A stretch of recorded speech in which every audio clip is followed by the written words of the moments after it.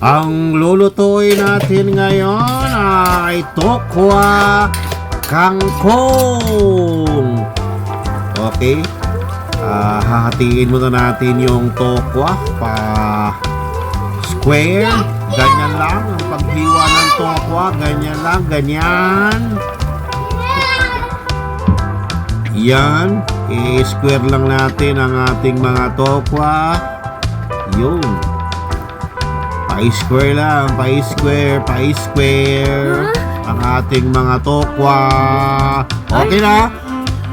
Tapos, ipeprito na natin ang ating tokwa.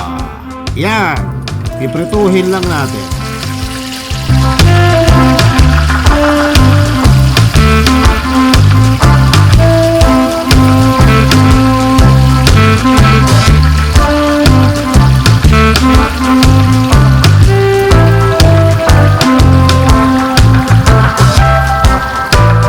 At pagkatapos, ating babaliktarin ang ating mga tokwa.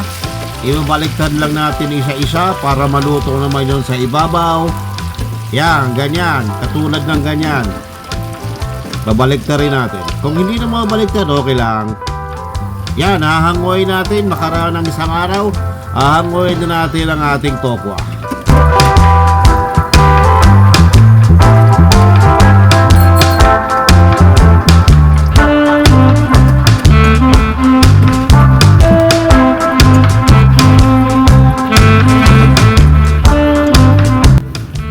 Yan, ganyan ang itsura ng ating tokwa. At maghihiwa muna tayo ng ating sibuyas.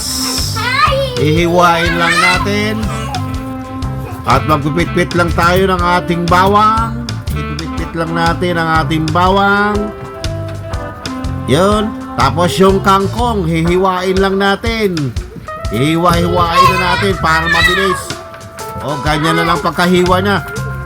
Ihiwain lang natin. Ganyan na lang pagkahiwa. Yan.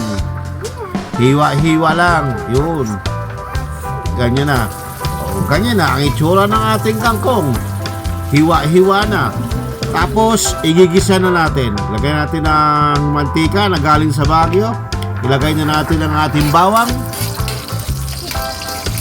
Tapos, ilagay na natin ang ating sibuyas. Imekos-mekos lang natin. Tapos ilagay na natin ang ating kangkong. Ilagay lang ang kangkong. Lagay lang. Tapos imekos-mekos lang natin ng konti. Mekos-mekos lang. Mekos-mekos. Yun. Lagay na natin ang ating pepper powder. MSG. Ilagay na natin ang ating MSG.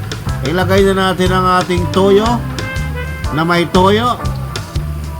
Ilagay na natin ang ating oyster sauce na galing sa oyster. Tapos, i-mekos-mekos lang natin yan. Mekos-mekos lang. Mekos-mekos. Mekos-mekos.